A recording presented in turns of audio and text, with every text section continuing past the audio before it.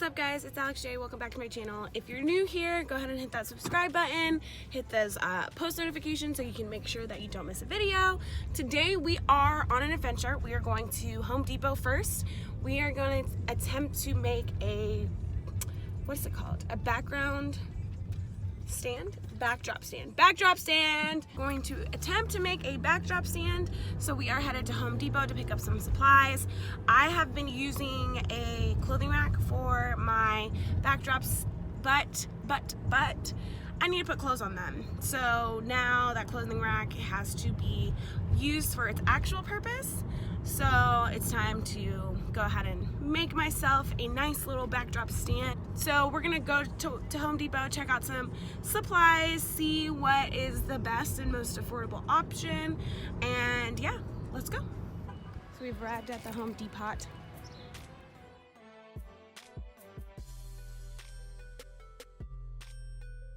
This is the stuff that I need. Unfortunately, they do not cut it here, so I'm gonna have to figure out how to cut it myself.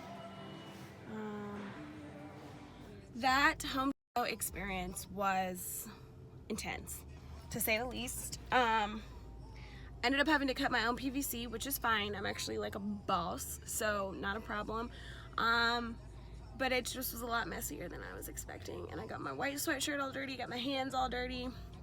But we got the goods, so we're headed home. My car is currently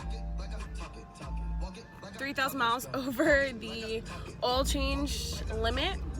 So I am about to make this quick U-turn into Take 5 and get me a nice little oil change. I really hate stopping for car maintenance.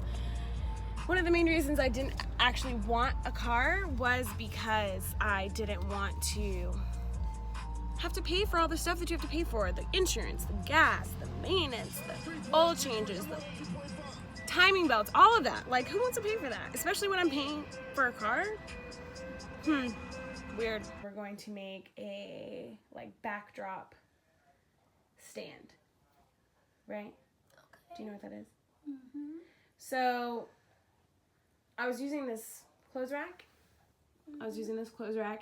And I had to take the clothes off each time I use it, and it's really annoying. So the plan is to use this PVC pipe to make that. I found a blogger girl who made one, and she put the measurements and stuff on. So pretty much I'm just recreating what she did. And yeah, so hopefully it works. Okay. And something that she didn't have was these little clamps.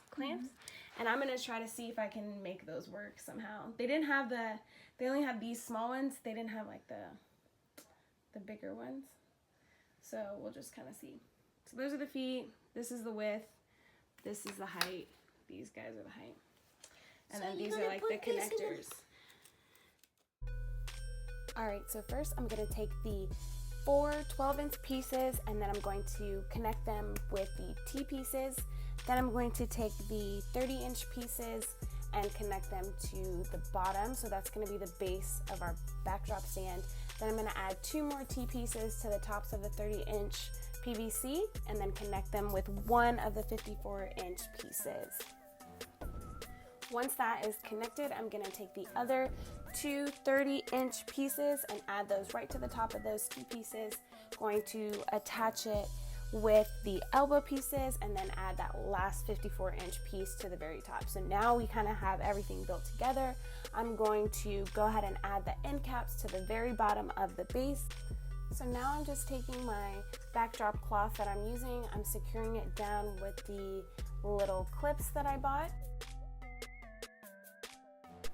Alright guys, so this is the final result, the DIY backstand. I hope y'all enjoyed this video.